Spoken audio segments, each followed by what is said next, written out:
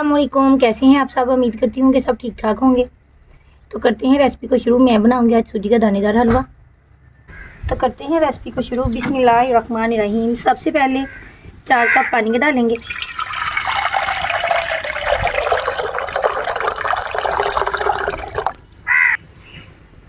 एक प्याली चीनी, छोटी इलायची शामिल करेंगे और पानी को चीनी के साथ अच्छे से पकाएंगे। 4 कप पानी है तो तकरीबन 1 कप खुश्क हो जाए, अच्छे से चाशनी बन जाए तब तक पकने देंगे। पानी अच्छे से पक रहा है और इसे मज़ीद पकने देंगे थोड़ी देर के लिए कि ये अच्छे से चाशनी बन जाए। चाशनी अच्छे से पक चुकी है, अब इसे उतारेंगे चूल्हे से नीचे। इतनी पक चुकी है तो अब शामिल करेंगे देगची में 1 प्याली घी, जिसे मैंने माइक्रोवेव में रखकर अच्छे से गर्म किया है। जितनी सूजी उतना घी। इसे करेंगे हल्का सा गर्म और बाद में इसमें शामिल करेंगे सूजी।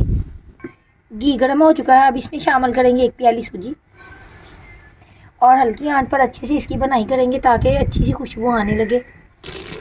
सूजी की करेंगे बिल्कुल हल्की आंच पर बनाई ताकि इसकी कच्चेपन की सूजी की स्मेल अच्छे से ख़त्म हो जाए और मज़ेदार से खुशबू आने लगे। सूजी की हो चुकी है अच्छे से बनाई और मज़ेदार से खुशबू आने लगी है। इसमें शामिल करेंगे तैयार की हुई चाशनी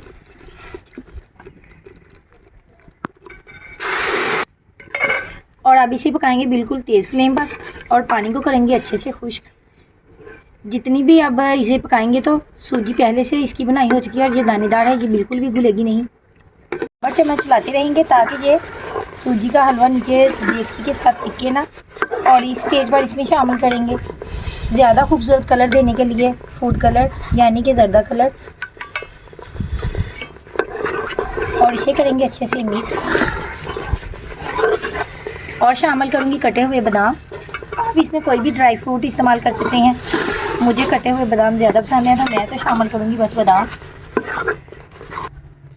सूजी को इतना पकाया और पानी को अच्छे से किया है खुश्क और ऑयल अच्छे से छोड़ दिया। अब इसे निकालेंगे एक प्लेट में, दिखाती हूँ आपको गार्निश करने के बाद इसकी फ़ाइनल लुक। मज़ेदार से सूजी का हलवा तैयार है। अगर आप लोगों को मेरी ये रेसिपी पसंद आए तो मेरे चैनल को सब्सक्राइब करें, लाइक करें, शेयर करें। आने वाली वीडियो तक के लिए दीजिए इजाज़त। अपनी दुआओं में रखिएगा याद। तब तक के लिए अल्लाह हाफिज़।